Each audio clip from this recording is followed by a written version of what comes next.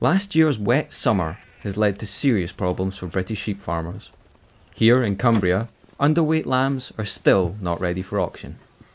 The main of these lambs should have been away in November time really, but just with there being no grass or anything, you couldn't fatten them, and we've had to start giving them supplementary feeding, and that's at a cost as well.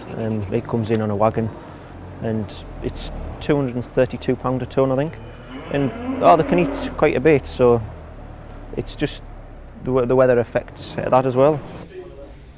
Well, what's happened this year is because the weather conditions were so bad, it really affected grass growth during the summer and the early autumn, and it really it slowed down the growth rates of lambs, and what it led to was our normal annual peak of production that slipped back by about 6 to 8 weeks. And the problem with that was that it clashed with two other things. One was the very poor conditions for export, so it really we were seeing fewer lambs being exported at that stage, and it also clashed with a higher than normal volume of New Zealand lamb coming into our markets as well. So there was a triple storm in a way of those three things coming together, and sadly it's really brought the price down, and again some farmers are really suffering because of low lamb prices just at the moment. You cannot keep hold of them too long, when they're ready to go, they've basically got to go, because it costs an absolute fortune to feed them. So you've got to weigh up, do you keep them a little bit longer and hope the price in auction rises, or do you sell them and take what you can get?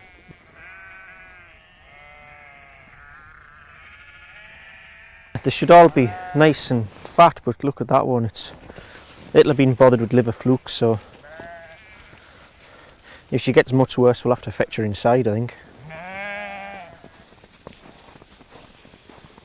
There's going to be an awful lot less quantity of lambs in the sheep because they're in poor condition and the fertility's bad, so there'll be a lot of barren ewes, and well, they're not producing any lambs, so you haven't got any lambs to sell. But we're going to be down a good percentage with the amount of lambs we're going to have.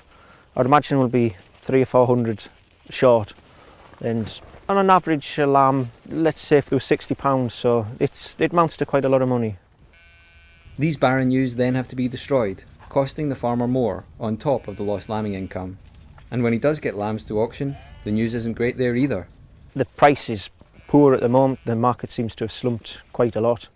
A lot of lambs at auctions down £30 or £40, no problem, a head. And when you've got quite a few lambs in the auction, it mounts up to quite a lot. Cheap New Zealand lamb is one of the reasons for the low price at auction. So could supermarkets be doing more to support UK farmers? In an ideal world that's what would happen, and it happens in a lot of other industries, but in farming you're dictated by them. You cannot really pass the cost on because they're there in that auction and they buy the lambs at what price they want to pay. Everything is within our gift as consumers, so what we need to do as consumers is to look for British lamb if that's what we want, buy the British lamb. Bigger sales will drive more demand, which is a great signal to retailers. Retailers are driven by consumers, consumers make the choice. It's very easy to find the difference between New Zealand or British lamb, so express your preference at the point of sale and at the till.